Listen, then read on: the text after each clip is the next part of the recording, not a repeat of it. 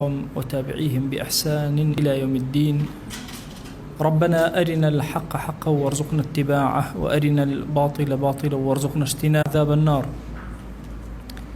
بەڕێزان و خۆشەویستانم لەژێر سێبەری ژیانی هاوڵانی پێغەمبەری خوایە صلی الله عليه و آله وسلم ئەمڕۆ ئەچینە خزمەت یەکێک لەو هاوڵە شیرینانەی کە هەتا ئەمڕۆ زۆرترین جار ناوی ئەبین.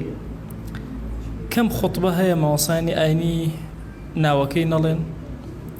کەم کتێب هەیە پڕ نەبێ لە ناوی ئەم سەحابیە بەڕێزە، کەم جار هەبووە کە کتێبێک یان فەرمایشتەکانی پێغەمبەری خوا صلی الله عليه وسلم بگری بەدەستەوە و حیاتی ئەم پیاوە گەورە یان ناوی ئەم پیاوە گەورە نەبیستی و نەبینی کە ئەویش بریتێ لە ئەبوو هوڕەیرە. ئەبوو هوڕەیرە یەکێکە لە هاوڵەکانی پێغەمبەری خوا صلی الله عليه و آله وسلم لە زەمەنی جاهلیە ناوی عەبدی شەمس بوو، عەبدی شەمسی کوڕی سەخر. پێغەمبەری خوا صلی الله عليه وسلم ناوی گۆڕی بە عەبدوڕەحمانی کوڕی سەخر. ئەفەرمێ خۆشترین ناو بەلامەوە ئەو ناوە بوو کە پێغەمبەری خوا صلی الله عليه و آله وسلم گۆڕی بۆم کە کردی بە عەبدوڕەحمان و کونیەکەشی ئەبا هوڕەیرە بە هەمان شێواز هەر پێغەمبەری خوا صلی الله عليه وسلم بۆی دانا. بۆچی ناویان لێناوە ئەبا هوڕەیرە یا لە هەندێک ڕیوایەتە خۆشەویستمان پێوتو ئەباهیر. ئەفەرمێ جارێکیان ڕۆشتە دەرەوەی شاری مەدینە، بینی پشیلەیەک تۆپیوە و بەچەکانی بەو ناوایەن و ئەڕۆن. ئەفەرمێ ئەویش چۆن ئەم جوبەیە ئەم دەمەی گەورەیە، ئەفەرمێ بە هەمان شێواز دەمی جلەکانی گەورە بوو دەستی ئەفەرمێ هەموو بێچۆکانی خستە ناو دەستی و هێنایەوە بەرەو مەدینە. پێغەمبەری خوا صلی الله عليه و آله وسلم فەرمووی ئەوە چییە ئەو پشیلانە پێت؟ فەرمووی ئەوە دایکیان مردبوو ئەبەو شێوازە تۆپی بوو، منیش بەچەکانیم هێنایەوە. فەرمووی ئیذەن ئەنتە ئەبا هوڕەیرە، کەوابوو تۆ باوکی وردە پشیلە بچووکەکانی. هوڕەیرە چووکە کورتکراوەی هێڕەیە یان بچووکراوەی ئیسمی تەصغیرە بۆ هێڕە. ئەم سەحابیە بەڕێزە دایکی ناوی مەیمونەی کچی سەبیحە کە ئەویش یەکێکە لە هاوڵانی پێغەمبەری خوا صلی الله عليه وسلم خۆی بۆمان ئەگێڕێتەوە. ئەفەرمێ کاتێک کە هاتمە ناو مەدینە چۆن گەورە بووم، ژیانم چۆن بوو، کە ئیبن حەیان بۆمان ئەگێڕێتەوە. ئەفەرمێ نەشەئت یەتیمەن، من بە هەتیوی گەورە بووم وهاجرت مسكينا كهجرتيشم كرد بۆ لای پێغەمبەری خوا صلی الله عليه و آله وسلم زۆر فەقیر بووم. وكنت أجيرا لبسرة بنت غزوان، بووم بە ئیشکەر لە بەردەم بوسرەی کچی غەزوانە، بەس بەچی بطعامی بەطنی، بەس ئەوەنە خواردنم باتێ بژی و مەمرە، نانەسکی بە کوردەواری خۆمان. أفرمي كيف كنت أخدم إذا نزلوا وأحدوا إذا ركبوا. أفرمي كاتي سواري واشتركان أبون أبويا من قرانين بوتابو واشتركان وأقر بهاتا أوان لا ينبدأ لشونك أبويا خزمة بكرنا. طبعا اشتكي أبو واشتركان في وتري حادي. ابن القيم كتب شيء بنا حادي الأرواح إلى بلاد الأشواق، إلى بلاد الأفراح. حادی ئەو کەسەیەکە گۆرانی بۆ وشترەکان ئەڕوا. وشتر طبعا طبیعەتی تایبەتی خۆی هەیە. یەکێک لە شتە سەیرەکانی وشتر کاتێکە گۆرانی بۆ ئەڵێ ڕەوتی سەریعتر و خۆشتر ئەبێ. وێ هەمیشە ئەو قافڵەی وشتر کە ئەڕوا گۆرانی بێژێکی پێویستە. ئەبوو هوڕەیرە ئەڵێ من گۆرانی بێژیان بووم. ئەڵێ سوبحان الله، خوای گەورە لەبەر حورمەتی گەورەی ئیسلام کە حەزم ئەکرد خزمەتی دین کەم، ئەڵێ منی کرد بە هاوسەری بوسرە. بوسرە دوای فترەیەک خۆی داوای کرد لە ئەبوو هوڕەیرە کە بیخوازێ. ئەفەرمێ وە غەیری ئەمە خوای گەورە منی کرد بە ئیمان بۆ ئیمانداران، پێشنوێژیم ئەکرد بۆ ئیمانداران. من پێشتر گۆرانی مەوت بۆ وشتر، ئەمما ئێستا پێشنوێژی ئەەکەم بۆ ئیمانداران. چۆن موسڵمان بوو ئەبا هوڕەیرە؟ طبعا تیرەی دەوس ئەبوو هوڕەیرە دەوسیە، دەوسی ئەزدی یەمامیە. سەحابەیەکی بەڕێزمان هەیە بە ناوی طوفەیلی کوڕی عەمری دووسی. طوفەیل گەورەی دووسیەکان بوو. ئەفەرمێ هاتە ناو مەدینە و هاتە ناو مەکەوە، بیستی کە پێغەمبەری خوا صلی الله عليه وسلم هاتووە پەیا بۆ مشریکان. ئەوە قسە بۆ کرد لە حەیبەتە، ئەڵێ لۆکەم کردووە گوێم، بۆی گوێم لە دەنگی نەبێ، وتیان سحرێ لێ ئەکا، ئاوات لێ ئەکا. ئەڵێ لە پەنای کەعبا بووم سێرەکەم قورئانە خوێنێ، تۆزەی گوێم لە قورئان بوو. ئەڵێ لۆکەکەم دەرهێنا جوان گوێم گرت سێرەکەم بەخوا ئەمە نەسیحرە نەجادووە ئیمانە هێنێ کە ئیمانە هێنێ پێغەمبەری خوا صلی الله عليه وسلم ئەمری پێکە کە بچێتەوە بۆ لای قەومەکەی داوەکە پیاوێکی زۆر تەبیعەت زبر بوو توفەیل ئەفەرمێ کە ڕۆشتەوە زۆر بەڕەقی لەگەڵ قەومەکەی خۆیان کەس لەسەر دەستی موسڵمان نەبوو زۆر عاجز بوو هاتەوە بۆ لای پێغەمبەری خوا صلی الله عليه وآله وسلم وتی یا رسول الله إلعن دوسا لعنتك للدوس با دوور بن للرحمة خوا أنا إيمان ناهێنن دەستی بەرز کردەوە فەرمووی اللهم اهدي دوسا وأتني بهم خوایە هیدایەتی دەوس بدە و هەمویان بێنە بۆ لام ئەفەرمێ پێی وتی بە نەرمی لەگەڵیانە ئەڵێ ئەم جارە ڕۆشتەوە هاتەوە 35 کەس لەگەڵیا بوو نیکە لەو 35 کەسە لەگەڵیا ئەبوو هوڕەیرە بوو کە ئیمانیان هێنا دواتر کاتێکەوە هیجرەتی کرد بۆ مەدینە پێغەمبەری خوا صلی الله عليه وسلم ئەوان لە دەوسە و لە یەمامەوە کەوتنە ڕێ کاتێک کە هاتن 80 ماڵ خۆیان کرد بە ناو مەدینەیە کە هەر هەمویان ئیمانیان هێنابوو ئەبوو هوڕەیرە لەگەڵ دایکە کە دایکی هێشتا ئیمانی نەهێنابوو پێکەوە ئەوانیش هاتنە ناو شاری پێغەمبەری خوا صلی الله عليه وآله وسلم ئەبوو هوڕەیرە چی بکە لە ناو مەدینەیە ئەفەرمە سەیرم کرد مهاجرین خەریکی کار و کەسابەت و بازرگانی و تیجارەت ئەنساریش خەریکی زەرعاتن هەندێک جاریش لە مزگەوت کۆ ئەبنەوە ئەفەرمە بڕیارم دا من دەستکەم بە خزمەتی پێغەمبەری خوا صلی الله عليه وسلم ئەفەرمێ هاتم لە مزگەوتە لام ئەدا بۆ ماوەی 4 ساڵ هەموو کاتێک لە خزمەتیا بووم بۆ هەر شوێنە بچوە لەگەڵیا بووم ئەفەرمێ حتا لەگەڵیا ئەچمەوە بۆ ماڵەوە لە ناو ماڵەکانی خۆیان لەگەڵیا ئەمامەوە ئەفەرمێ تەنها شەوان بۆ کاتی خەو ئەچمەوە ناو مزگەوت و نیوەڕۆیان ئەفەرمێ ئەهلی سوفا بەشێ یەکێک بووم لە ئەهلی سوفا مەوایان نەبوو شوێنیان نەبوو ئەهلیان نەبوو ئەفەرمێ 4 ساڵ انقطع عن الدنيا ليلازم النبي صلى الله عليه وآله وسلم 4 ساڵ ڕێک انقطاعی کولی کرد لە دنیا تەنها لەبەرەوەی خزمەتی پێغەمبەر صلى الله عليه وآله وسلم لەگەڵ یابێ ژیانی فەقیرەکانی بەسەر ئەبرد بەڵام يدور معه في بيوت نسائه حتى لماڵی خێزانەکانی پێغەمبەری خوا صلی الله عليه وآله وسلم بۆ هەر شوێنە بڕۆشتە ئەبوو هوڕەیرە لە خزمەتیا ئەڕۆ أصحابي جورة سيدنا عمر سيدنا عثمان سيدنا علي طلحة زبير هندي فرمايش تمون لأبو هريرة أنا أبرس طبعا أبو هريرة لكات خيبرة جنگ خيبرة يتنو مدينة 4 سال التزام مكابة في غمري خواه صلى الله عليه وآله وسلم زيادة ل 5000 فرمايشتي في غمري خواه صلى الله عليه وسلم أجرته قوتي حفظي أفرمي من لەگەڵ ئەنەسا هەردووکمان هەریکی فەرمەش بوون ئەفەرمە ئەنەس خوێنەواری هەبوو ئەینوسی من خوێنەواریم تەنها لەبەرمە کرد جارێکیان سێرم کردن کە خەریکە ئیتر حەیزەکان زۆر بە لێم تێکەچن چوومە خزمەت پێغەمبەری خوا صلی الله عليه وسلم عەرزم کرد کە خەریکە لێم تێکەچن فەرمایشتەکان فەرمووی عەباکەت داکەنە و ڕایخە ئەڵێ عەباکەم دانا و ڕام خست ئەفەرمێ دوعای بۆ کردم دوایوتی بکەرەوە عەباکەت و هەڵیگرە ئەڵێ منش کۆم کردەوە تونە بە سنگی خۆمەوە فەرمووی تر شتێ لە بیر ناسێتەوە ئەفەرمێ لە دوای ئەوە هەر فەرمایشتێکم لەبەر لە بیرم نەئەچوو هەر لەزم ئەمایە جورئەتی ئەبوو هوڕەیرە سەر پرسیار کردو کە حەدیث زیاتر بگێڕێتەوە هەندێ کاری تایبەت پێغەمبەری خوا صلی الله عليه وسلم پێ ئەدا یەکێک لەوانە لە مانگی ڕەمەضانە فەرمووی بڕۆ ئەو زەکاتێک کە کۆ کراوەتەوە ئەبوو هوڕەیرە تۆ پارێزگاری لێ بکە هەر لە زمانی ئەوە کرا بە مؤذن پێغەمبەری خوا صلی الله عليه وسلم ناردی بۆ بەحڕین لە زمانی ئیمامی ئەبوو بەکر مشارەکەی کرد لە حروبی ڕیدەیە لە زمانی ئیمامی عومەرە بلادی فارس فتحی بلادی فارس یەکێک لە جوندی ئازاکان تایە بەتی بووە ئەبوو هوڕەیرە ئیمامی عومەر کردی بە والی کردی بە گەورە بەسەر بەحڕینەوە جارێکیان هاتەوە ناو بەحڕین سەرۆت و سامانێکی زۆری پێکەوە ناو طبعا ئیمامی عومەر سبحان الله یەکێک لە شتە زۆر گرنگەکانی لەگەڵ ئەو والیانەی کە دای ئەنا هەموو جارە سفری ئەکردنەوە هەرچیان پیا ئەکرد لێ ئەسەندنەوە نابێت تۆ کاسبی بکە تۆ والی منی ئەفەرمێ بوو بە مناقەشەمان 12000 دیناری لێ سندم ئەڵێ بە زوڵمێکی زۆر گەورەم زانی دیناری ئاڵتوون 12000 دیناری لێ بسەنێ ئەڵێ زۆر پێ عادز بووم ئەڵێ نوێژی بەیانی هەڵسام زۆر غەمبار بووم على دەستم بەرز کردوتم خوا لە گوناهی ئیمامی عومەر ببوورە بەخوا بە ناڕەحەتی کۆم کردووە بەس هەمووی برد هەمووی لێ سەندم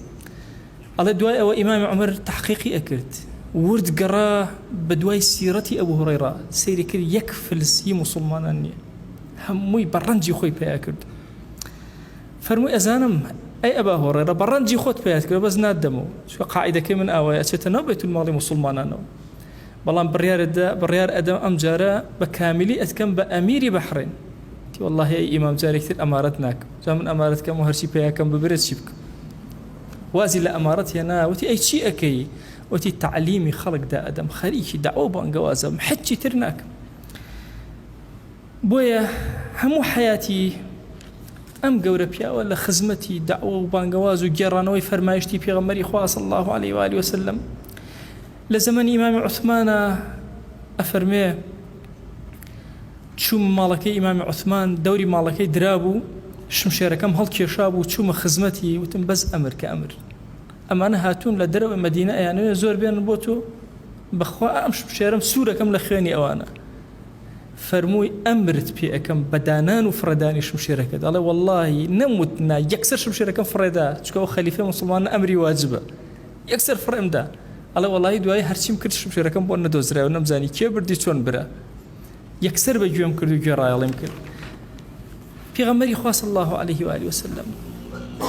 لەسەر تربیەی ئەبوو هورەیرە کۆمەڵێ لایانی زۆر گەورە ئیش تیا ئەکا کە ئەبا هورەیرە خۆی ئەیگێڕێتەوە ئەفەرمێ جارێکیان خۆشەویست فەرمووی یا ئەبا هورەیرە هۆ ئەبا هورەیرە کون وەریعن کەسێکی وارع بە تەکون ئەعبەد الناس چەندێ وەرعەکەی ئەوە نەعیبادەتە زیاتر ئەبێت طبعا ئێمە دوو شتمان هەیە لە شەرعە پێوتێ شەرع و وەرع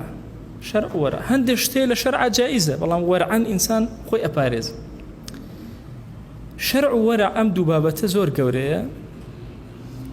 زۆر شتی حەڵاڵ هەیە حەڵاڵ دروست ئینسان خۆی لێ ئەپارێزێ مەخافەتی ئەوە نەکەوێتە ناو حرامەوە پێوتێ وەرع فەرمووی تۆ وەرع کە لە شتەکانە خۆت لە شوبهات و پارێزە بیتە عابیدترینی کەس وەکون قەنیعن کەسێکی قانیع بە تەکون ئەشکەڕ الناس ئەبیتە باشترین شکرانە بژێری خوا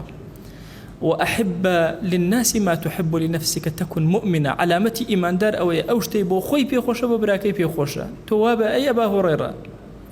وأحسن جوار من جاورك تكن مسلمة أقلت دليل مسلمانتي بزاني چاك كاريبك لقل أو كسيك دراوسيتك لهر كاريكا لدوكان داريا لبازارا لجيانا لخياندنا چاك بلقل أو جوارو أو هاولانيك وابو دروس أبن أو علامتي مسلمان بونا أقل الضحك كم بيبكنا فإن كثرة الضحك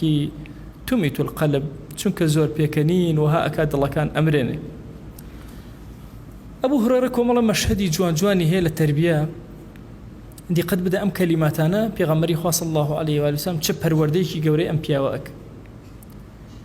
أفرمي أبو هريرة زور بيغمري خاص صلى الله عليه وسلم خوشويست كهات مدينة یەکێک لە هۆکارەکان کە مولازمە ئەکرد حەزی ئەکرد هەموو کاتە سەری دیدار و نێوچەوانی جوانی پێغەمبەری خوا بکە صلی الله عليه وسلم ئەفەرمێ کە هاتنە ناو مەدینە بەڵام دایکی مشریک هێشتا لە ناو مەدینە ئیمانی نەهێنا بەس خۆی ئیمانی هێنا ئەفەرمێ هەموو ڕۆژێک قسەی لەگەڵ دایکە ئەکرد دایکە بەشکم ئیمان بێنی واللهی پێغەمبەری خوا صلی الله عليه وسلم ئەوە صفاتەکە ئەوە ئەخلاق بەرزەکانیەتی ئەو شێوازەیە زۆر هەوڵی لەگەڵ دایکەدا دایکی ڕۆژێک زۆر تووڕە بوو ئەم قسانەی هەر دووبارە ئەکردەوە قسەیەکی نەشیاوی بە پێغەمبەری خوا وت صلی الله عليه وسلم ئەبوو هورەیرە دەستی کرد بە گریان چونکە خۆشەویست لە دڵا زۆر گەورەیە کە جوێنی پێ ئەدرێ یان ئیهانەی پێ ئەگرێت تەحمل ناکە ئەفەرمێ زۆر گریا و ڕای کرد چوو بۆ لای پێغەمبەری خوا صلی الله عليه وسلم والله یا رسول الله دایکم زۆر خۆشەیە والله ئەمڕۆ چەند جارە باسی تۆی بۆ ئەەکەم ئەمڕۆ قسەیەکی بەرامبەر بە تۆ کردو زۆر گەورە تو خوا دوعای هیدایەتی بۆ بکە بەس لەبەرەوەی شتێک نەبیسم لەوە ئازاری دڵم بدا چونکە تەحمل ناکەم کە قسەی بەرامبەر بە تۆ ئەکە هیچ تەحملم نامێن دەستی بەرز کردەوە خۆشەویست فەرمووی اللهم اهدي أبي هريرة اللهم اهدي أبي هريرة اللهم اهدي أبي هريرة سێ جار خوای هیدایەتی دایکی ئەبوو هورەیرە بدە ئەفەرمێت لە خۆشی ئەم دوعایە وتم ئەسمە بە دایکم ماڵێ ماڵم تۆ قسەی پێڵێ ئەو دوعات بۆ ئەکە ئەڵە ڕام کرد هاتمەوە ویستم دەرگاکە بکەمەوە وتی مەهلەن یا ئەبا هورێرە دەرگاکە مەکەرەوە ئەڵێ من وەستام لە پەنای دەرگاکە گوێم لێ بوو دایکم خۆی ئەشۆرد ئەڵێ دواتر خۆی پێچاو دەرگاکەی کردەوتی ئەشهەدو ئەن لا ئیلاهە ئیلا الله وئەشهەدو ئەنە محەممەدە ڕەسوول الله ئەڵێ کە ئیمانی هێنا لە خۆشیان نەمەزانی چی بکە ئەڵێ یەکەم جارم بوو لە ژیانمان لە خۆشیە بگریم ئەڵێ دەستم کردەوە بە گریان و ڕام کردەوە بۆ لای پێغەمبەری خوا صلی الله علیه وسلم والله یا رسول الله دوعاکە یەکسەر گیرا بوو بەخوا چوومەوە ئاوا دایکم خۆی ئەشۆری دەرگاکەی کردەوە ئیمانی هێنا پیغمبری خواه صلی الله عليه وآله وسلم دسي برسكو اللهم حبب عبيدك هذا وأمه إلى عبادك المؤمنين خواه أم عبدي خود أبو هريرة لقد دايك بكرة خوشويستي إيمان داران وحبب إليهم المؤمنين خواه خوشويستي إيمان داران بخير الدليانه أفرمي أبو هريرة والله لدواي أما هر كسيك مني أبيني خوشي أويستم ناوي أويستم خوشي أويستم خوش من مزاني بوسي دعاكي كرمي دعاكي پیغمبری خواه صلی الله عليه وآله وسلم لعبادات أبو هريرة عباداتي زور قورية أفرمي شو أكما سيبش بشك تيا أخوم بشك خلصم بشك بس فرمايشتي في غمري خواه صلى الله عليه وآله وسلم مراجعة كما وثلث أتذكر أحاديث الرسول صلى الله عليه وآله وسلم للرواية كتير أفرمي شو أكما سيبش أبو هريرة خوي خيزاني كتشيكي لما الله أفرمي سيكي يكم أو خزانم خريج عبادته به سيكي دوهم كم خريج سيكي سهم خوم خريج عبادته به شو ينكلوا بس هي بشو ولا مالكات توزيع ينكلوا بس خويانا مواقفي زور جواني هي لخدمة پیغمبري خويا صلى الله عليه وآله وسلم همو لحظيك أم شوار صالح خوش اسمان أيبيني أبو هريرة أبيني أفرمي جاري كان ويستم بو خدمتي بيرم كردوا لشم قرانا والله أبي برم نسمة خدمتي الله دور كأتمو تشوم الدروي مدينة خوم شورد وهاتمو للريا في غمري خوم صلى الله عليه وآله وسلم بيجيشت وتها أبا هريرة أمر ديا الربي والله يا رسول الله حزم نكرد ولا خدمتي تويا بجنابته ودابنش نمتواني تشوم خوم شورد في غمري خواه زور سري صرما فرمي سبحان الله إن المسلم لا ينجس سبحان الله باكو بيقردي بخوا إيمان دار قد بيزنابه بجنابتيش بيزنابه قيناك وجنابتي معنوية وردانيشة أفرمي الرجل شو خدمتي برسياري لدل ما كان مدتك وأهاتو أتشو هر أميز بيكم أفرمي شو خدمتي فرست مهنا من أسعد الناس بشفاعتك كي لهمك زياتر خوش بختر بشفاعتي تو أي بيغمري خوا صلى الله عليه وآله وسلم خوش اسمع فرمي لقد ظننت أن لا يسألني عن هذا الحديث أحد أول منك أخو خوشم بيموابك كذب بيشتو أم برسيارم لناك تو يكمي أفرمي لما رأيتك من حرصك على الحديث شو كزور حريصي لسر فرمايشتكان أم زانك تو يكم كسي أم برسيار أكي أسعد الناس بالشفاعة يوم القيامة من قال لا إله إلا الله خالصا من قلبه باشترين كسيك سعيدترين كسي بالشفاعة من كسيك بدل ناخي هاوارك لا إله إلا الله هيش برستراء بقني إلا الله نبي جل جلاله أبو هريرة مشهدك خوش من بو أجرته وأفرمي ما أهل الصفة هيش ما نبو بيخوين هيش تيك ما نبو أفرمي الرجل كان زور برسيم بو أو الرجل هيش مدزنك ودروجي دوم روجي سيهم على چند بردكم خسبو سرسكم زور ما ندوبم أكوتم الله وتم والله أسألكم برسيار أكم لأبو بكر الصديق بشكم أنباتوا ومالي خوان شتيكم أداتي أفرمتكم لسرقا كي مزقوتا دانشتم إمامي أبو بكر هاد برسيار ملك للتفسير آياتي الله برسيار كي جواب بايا والرشد نيبرد مولغ الخويا الله وتم دي بشكم يكي تربي الله إمامي عمر هاد شوم برسيار ملك أفرمي أيش جواي برسيار كي دا مني نبرد الله بلا مراه هاتبون نزوزو برسيار ملك الله پیغمبری خواه صلی الله علیه و آله وسلم لمزگوت هات درو لا چایکی و من خستو زرد خنهی کی برام کردو وتی شوینم کو ای ابا هريره افرمي كشويني كوتم شو مالو منيش اذن ورقرتو شو مالو على كدانشتم لخدمتي فرمي هيشتك من هي وتيان قافك بسوك يعني ناوتيان الله ام قاف بسوك شير من بوهاتو الله السيرم برس كرده وسيركم لنيو كم ترشيريتي قيناك بشمك الله في غمري خواه صلى الله عليه وآله وسلم سيدي شيركي كردو فرمي برو أي أبا هريرة أهل الصفان بو بانك الله أهل الصفا حفتابو هشتا كسبو الله منيش نم أسانيشي كنزور بيانا خوش بو بتمام خوم بيخو مثلا أهل الصفا بانك من لبرسا خريك أمرم ئاڵێ بە قاچم بەس شوێنمان نەئەهات بە زۆر چوم لە مزگەوت هۆ ئەهلی سوفە پێغەمبەری خوا صلی الله عليه و آله وسلم بانگتانەکە ئەفەرمێ هەمووی بەدوامە هاتن سەریان بەست ئەڵێ خۆشەویستمان ئەیفەرموو ئەی ئەبا هورەیرە ئادەی یەکەیەکە بیان دەرێ با تێر بخۆنەوە ئەڵێیان بە کەسی یەکەم ئەی خواردەوە سەیرم ئەکرد دەی تۆزێکی تیابی هەڵێتەوە ئەڵێ بەرزی کردەوە دوێنە وەکو خۆی وابوو یایەوە دەسم یان بە دووەم یان بە سێم یان بە هەر هەموویان تێریان خوارد ئەڵێ ئینجا بیرم کردەوە وتم بۆ خۆی ئێستا من ئەبێ زۆر کەمی لێو خۆم چکە پێغەمبەری خوا صلی الله عليه و سلم ئەو ماوە بە برسێتی ئەفەرمێ کاتێک کە قابەکەم هێنایەوە ئەڵێ زەردەخەنەی کرد بەرامبەرەوەتی بەس من و تۆ ماوێن ئەی ئەبا هێر دەی تۆش بخۆرەوە ئەڵێ خواردمەوە تۆزێ ویستم تاوە تێر نەخۆم بمێنێتەوە ئەڵێ دەسم گرتەوە فەرمووی هەم بخۆ ئەڵە جاری دووهەم زۆرترم لە جاری یەکەم خوارد دەسم گرتە وتی هەم بخۆ ئەڵە جاری سێهەم تێر بووم ئەڵێ وتی بخۆ وتم لا والذي بعثك بالحق ما أجد له مسلكا بخوا أوندم خواردو إتر حجم بينا آخره إن جعل دام دسي في غمري خوا صلى الله عليه وآله وسلم حمد الله وسمى وشرب الفضل أوي كما بو خواردي سباس إخوائي لسر كردو حمدي إخوائي كردو بسم الله كردو خواردي أبو هريرة زو رحمة إخوائي لبه لدواي وفاتي في غمري خوا صلى الله عليه وآله وسلم رجل كان شو ناو بازار سيدي كر خلق خريك كرينو فروشتنن فرموي هو أهلي بازار أبو هريرة بانكتانك خلق هم يكوبوا لدوري يعني يا الله خير أبو هريرة تيو تشي أكن لبازار أبو خاطر إخوة أي تشي بكين كنو تيو ميراسي في غمري إخوة صلى الله عليه وآله وسلم ودابا شكل لمزقوتا والله خلق أجبه بلا هرهم أخوي كردو برو مزقوت رانك كسير كان هيج نية والله ورد أهاتنا وبرو بازار أبو هريرة لبازار وبرو مزقوت بتي أبو هريرة والله نميراتها أبو نهيج بتي شون أي شيء تنبين إلا مسجوته والله مجموعة قرآن يعني أخوان مجموعة فرمايش مجموعة ذكر يعني أكل فرمي أو ميراتي في غمر إخوة صلى الله عليه وآله وسلم أو ميراتك أو دي ويحكم فذاك ميراث رسول الله صلى الله عليه وآله وسلم بخوا أو خشوي السكرج أو ميراثي بجهشت دي أو ميراتك يتي ورقرن وفاتي أبو هريرة زو رحمة إخوة إليه أبا مسلم أبا سلمة بومان أجرته وفرمت شوم سردانم كر زور نخوش بو الله خست ما سر سنجي خوم تون هاوارم كر اللهم اشفي أبا هريرة خوا شفاء أبا هريرة بدا الله أبا هريرة وتي خوا جوابي أم دعاء نديته أم دعاء جوانا خوا شفاء من ندي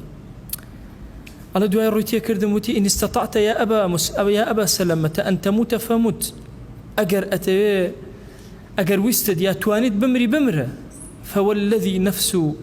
أبي هريرة بيده قسم بوكس نفس أبي هريرة بدست ليأتين على العلماء زمان الموت أحب إلى أحدهم من الذهب الأحمر والله الرجل يبسر علماء الزناني أم أمتا مردن بلانا وزور شيرين ترى لويك ألطوني سوريا بدأيتي ألطونا كان مردن ينبي خوش ترى بخوا يكيك لأيوة ستلا قبري براكي أو سيري أكا علي ليتني مكانه خۆز گەم لە شوێنی تویا ئەمردم و من زیندوونە ئەبووم هەمیشە دوعایەکی ئەکرد ئەی فەرموو اللهم لا تدركني سنة 60 خۆیان نەمگەینتە ساڵی 60 هیجری هەموو جارێ ئەم دوعایە کرد طبعا لە 57 هیجریە وفاتەکە لە ڕوایەتێک هەڵێ لە 59 هەمیشە ئەم دوعایە ئەکرد طبعا پرسیاریان لێ کرد بۆچی فەرمووی فیتنە لە ساڵی 60ەوە دەست پێک درجاي فتنة كان لصاري شسطة وبسر أمتهم وأكرته هميش أم دعاء يكر أبو هريرة زو رحمة خويله بوفاتي كردو لبقيع نجرة حتى أمره زورترين خوشويست هي أبو هريرة زورترين دجمني شهر هي أبو هريرة كان أواني دجاتي أبو هريرة كان أواني أو فرماشتي في غمري خوا صلى الله عليه وآله وسلم كباسك خويا هرشكز إيمان دارا بخير دڵی و خۆشەویستی ئەبوو هورێرە دوو پێر زۆر دژایەتی ئەبوو هورێرە ئەکرد یەکەم شیعە دووهەم ئەوانەی کە بەخۆیان ئەڵێن قورئانی ئەم دوانە زۆر دژایەتیەک شیعە بۆچی ئەڵێن لەبەر ئەوەی تەئیدی معاویە کرد و ڕەزا و ڕەحمەتی خوای لێبێ لە کاتی حکم و دەسەڵاتداریە تەئیدی معاویە کردو دیارە أبو هريرة إسنادا لسر كومال أحاديث همو جاري لبازارة بخلقي أوت ويحكم تمسكوا بصدغي معاوية اللهم لا تدركني إمارة الصبيان إفرمو كره خلقنا دز بقرن ب هردو برشكي معاوية وطبعا معاوية دو برشي أملا أولا إيري هشتبو هشتو أي هات خوارو فرمو تون دز بقرن بمانوا بخوا معاوية درجاي كي زور قورة دوای معاوية شر كي زور قورة دس بيك چون بابلين كالك لي أبيتو طبعا أسانترين شتيك لي أكيتو كالك أجر بيجيبه يعني هر واهستك هر خوي لي بوتو كدسي بو أبي والله چون أو كالك لي أبيتو أو سري إنسان كان دوای معاوية لي أبيتو لدواي صالي شسطو خوش يسمان واي فرمو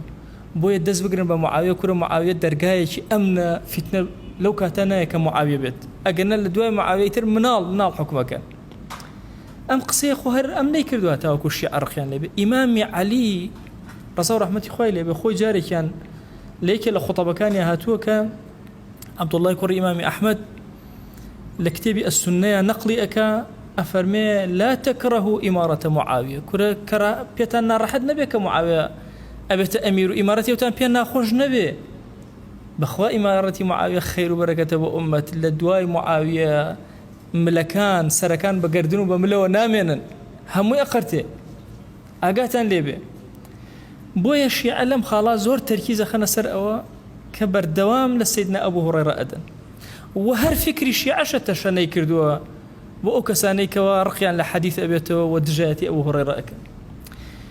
بلام آية باب زانين أو طعنانيك إذن لأبو هريرة بزانين لجيكي خوياتي يان لجيكي خويانية قورترين طعنق لأبو هريرة إذن ألين شون أبي كسيك 5000 تقريبا سياسته أو عنده حديث سياسته حفتة وشوار حديث الروايات كان في غمري خواه صلى الله عليه وآله وسلم لما هو شوار صالة شون أبي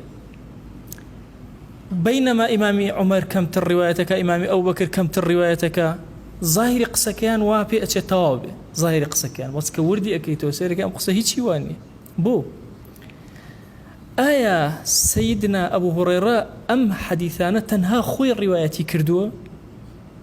يان لقل كسيتر الرواياتي كردوه طبعا ننفر ما يشتانا هرهم ويان أجر وردي كيتو مكرر يتيانا يلي مكرر شكر جاري وهي الرواياتك بس السند بشوار سند لأبو هريرة وأجرته كرتي كيتو 1500 الرواية دمنته 1500 روايات أم تنرج لخزمتي بغمري خوايا أبو صلى الله عليه وآله وسلم تا وفاتي كردوت شوار صالو دو مان جرك 1400 رج لخزمتي أبو أجر رجي يكفر ما يشتي جرابته وندك أجر رجي يكفر ما يشتي جرابته رك أو وندك أي كان خطبة لخزمتي أبو لما وشوا 200 خطبة لخزمت بغمري خوايا دانشتي صلى الله عليه وآله وسلم حسابي كم زان أو هاي أنا طبعا دراسة كي دراسة كم زور في جوانا حزة كم أجر بتوان بيخنوا عدد أحاديث أبي هريرة تحقيق واستقراء كسك بناي محمد علي المطري الشيخ علي محمد علي المطري نسيتي بابتي زور جرينجا جماري فرمايشتكاني أبو هريرة هاتو تحقيقي كردون روايته كان واستقرائي كردو هم يكو كردوتو أفرمي سيرم كلو 1500 أم خوي 1400 رجل خزمتي خوش يستوى صلى الله عليه وآله وسلم لا كتير آية أم فرمودانا بتنها أبو هريرة جرايته شن فرمودي بيوتي انفراد ما تفرد به أبو هريرة ما تفرد به أنس بن مالك ما تفرد به سيدنا عمر هر يكيق لها ولان كومالشتي تايبتي هي لقل بيغمري خوايا صلى الله عليه وآله وسلم كي زورترين تايبت من دي هي أنس كوري مالك لها ولان أبو هريرة نية أي بو طعن لسر أبو هريرة آخر كيش الشيعية لبشتو لبري الشيعة رخيان ليتي ين لا سيدنا أبو هريرة أدن بويا أفرمي أنس كوري مالك بين صتو تشلو شش فرمايشتي الروايات كردو علي كوري أبي طالب صتو بستو حود أو بس خويتي كسيتر لغلا مشاركين كردو عبد الله كوري عمر شوار صتو هشتا أبو ذر غفاري صتو شش عائشة صتو نوتو دو داك من عائشة أبو موسى أشعري صتو بستو سي أي أبو هريرة شنداني الروايات كردو شوار صالو دو مانج لخزمت خوشويستا تنها صو دفر ما يشتي الروايات كردو بس يخوي كابو طعني كلي أدري لجيك خويا النية بلكو بهدف لي أدري هر مسألة كش أو يا أخوة جل جلاله بوي أو كسيك طعن لأبو هريرة أبي أقول إيماني خوي إلا بغزق لدل يأتي برامبر في غمري خواه صلى الله عليه وآله وسلم برامبر بو تشيرين كاني طبعا باب علم حديث بابك زور قورية بەڵام بۆی ئەمەم عرض کردن کە گەورەترین طعن لەم پیاوە ئەدرێ. ئێمە زۆر فائیدە وەرئەگرین لەمانەی پێغەمبەری خوا صلی الله عليه و سلم لەگەڵ ئەبوو هورەیرە ئەم هەموو فەرمایشتە جوانەکە بۆ ئێمە ڕوایەت کردووە کە 30 ساڵ دوای پێغەمبەری خوا صلی الله عليه و سلم ژیانی بەسەر بردووە و حەدیثی بڵاو کردوێتەوە. بیرکەنەوە ئەڵێن ئەی بۆ ئیمامی عومەر ئەوەی نەکردو. ئیمامی عومەر چەندێک لە دوای پێغەمبەری خوا صلی الله عليه و سلم ژیانی بەسەر بردووە، بەڵام ئەم 30 ساڵ زیاتر. بۆیە ئەبینی ئەمەی کە ئەبوو هورەیرە کردوێتی ئەم میراثە گەورە لە بەحرەینە، لە شامە،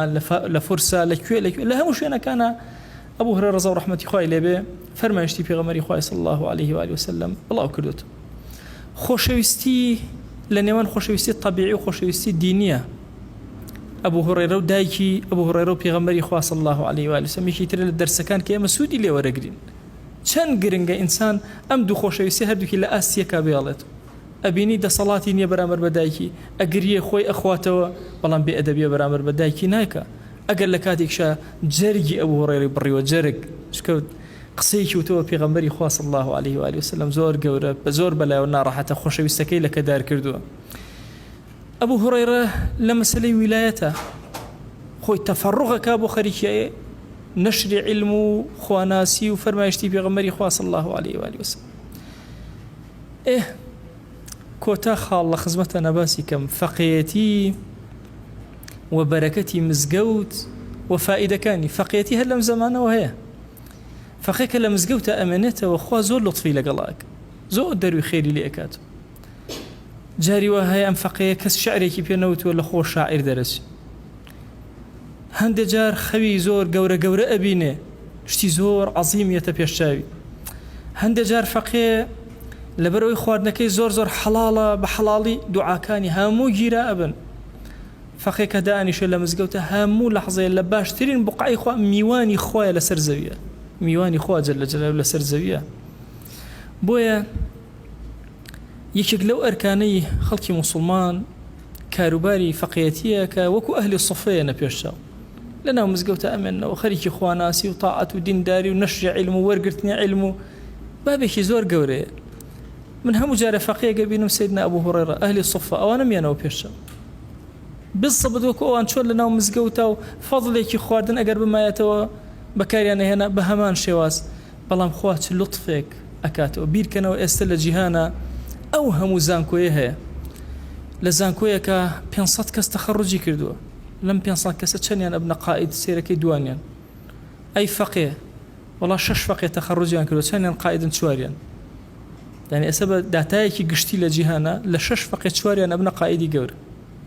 میهنەکەی خۆیان ئەزانن چیە، کاری خۆیان ئەزانن چییە، ئیشی لەسەر ئەکەن، خەڵک بە دەوریانە کۆ بێتەوە، تەئسیریان لەسەر دەوروبەر ئەبێ. بەڵام لە ئاستی زانکۆکانە لە 500 کەسە اینجا ئەگەر 2 کەسە، یعنی لە 100یەکیشمان نییە، لە 500 کەسە 2 کەسمان دەست ئەکەوێت کە قائید بێ. بۆیە بەرەکەتی مزگەوتی جامع لەگەڵ جامعەیە ئەزانی چەند جیاوازی هەیە. خوای گیان ئێمە ئەم چەند ساتانەی ژیانمان لە خزمەتی ئەم هاوڵەشی نابەسەرا برد. یا ئیلاهی داوات لێ ئەکەین بە ڕەحمەت و بەزەی خۆت ئەم کەڵە پیاوە زۆر ئیسفادەی لە دوعاکانی پێغەمبەری خوا کردووە صلی الله عليه و سلم. خوای ئێمەش بە زمانی ئەو خۆشەویستەمان دوعا ئەکەین. یا ئیلاهی هەر چاکەیە لە هەموو ژیانیە ئەو خۆشەویستەمان داوای کردووە، خوای ئێمەش داوات لێ ئەکەین پێمان عەتاک. هەر خراپەیە ئەو خۆشەویستەمان لە هەموو عمریە پەنای پێگرتووی، خوای ئێمەش پەنات پێگرین و پەنامان بدە. یا ئیلاهی لەسەر جەم گوناهەکانمان ببورە. یا ئیلاهی خۆشەویستی هاوڵان لە دڵمانە زیاتر کە. یا ئیلاهی داوات لێ ئەکەین سڵاوی ئێمە بگەنە پێغەمبەری خوا صلی الله عليه و سلم، سڵاوی ئێمە بگەنە ئەبا هورەیرە یا ئەکرەم الئەکرەمین. خوای داوات لێ ئەکەین بە ڕەحمەت و بەزەی خۆت، بە کەڕەمی خۆت، ڕضوانی خۆت بەسەر ئەبا هورەیرە و دایکیا ببارێنە یا رب العالمین. یا ربی خوای داوات لێ ئەکەین بە ناوی جوانت بە صیفەتی بەرزە بە ئیسمی عەظەمت بەرەکاتی ئاسمان و زەوی بەسەرمانە ببارێنە. خوای ڕحمان ئاسوودەکە یا رب العالمین، خوای دڵمان ئاسوودەکە یا ئەکرەم الئەکرەمین. خوای ئێمە گوناهی زۆرمان بەرز کردووە، یا ئیلاهی شەرمەندەی بەردەم دیوانی تۆن یا ئەکرەم الئەکرەمین. خوای گیان هانای زەعیفی فەقیری زەلیلی خۆمان بۆ تۆ ئەهێنین، یا ئیلاهی لەسەر جەم گوناهەکانمان ببورە. یا ئیلاهی داوات لێ ئەکەین لەسەر جەم گوناهەکانمان ببورە. گوناهێ بە ئاشکر ئەکردومان عەفومان کە، گوناهێ بە پەنهان کردومان عەفومان کە. گوناهانێک زانیمان و کردمان عفومان کە گوناهانێک نەمان زانی و کردمان عفومان کە لێمان خۆش بە یا ئەکرەم الأکرەمین خوای گیان داوات لێ ئەکەین بە ناوی جوانت بە صیفەتی بەرزێ بە ئیسمی عەظەمت یا ئیلاهی ئیمان لە دڵمانە شیرین کە یا ڕەبی خوایە گوناه و خراپەکاری و کوفر لە دڵمانە ناشیرین کە بمان خەرسەر ئەو ڕێچکەیی کە خۆت پێی ڕازی یا رب العالمین نێوچەوانمان بگرە بەرەو خەیر یا ئەکرەم الأکرەمین خوای گیان هەموو ئەو خراپەکاریانەی کەوا لە ژیانە هەن یا ئیلاهی ئێمە پارێزراوکە لێی خۆمان دایک و باوکمان ماڵ و مناڵمان خێزان و هاوسەرمان دەور و بەرمان خۆشەویستانمان پارێزراوکە یا رب العالمین خوای لەم زەمەنی فتنە بمان پارێزە یا ئەکرەم الأکرەمین خوای داوات لێ ئەکەین بە ناوی جوانت بە صیفەتی بەرزە بە ئیسمی عەظەمت ئەم کەلیماتانەی وتومانە لێمان قبوڵ کە ئەم کەلیماتانەی گوێمان لێ بووە لێمان قبوڵ کە یا ئیلاهی داوات لێ ئەکەین بە کەڕەمی خۆت هەموو گرفتەکانی ژیانمان بۆ چارەسەرکە خوایە گرفتەکانی ژیانمان بۆ چارەسەرکە یا ئیلاهی گرفتەکانی ژیانمان بۆ چارەسەرکە آمين آمين والحمد لله رب العالمين وصلى الله على سيدنا محمد وعلى آله وصحبه وسلم تسليما كثيرا أبدا إلى يوم الدين خواه يقول لقناهي من الشيوخ جبوري خواه لمن قبولك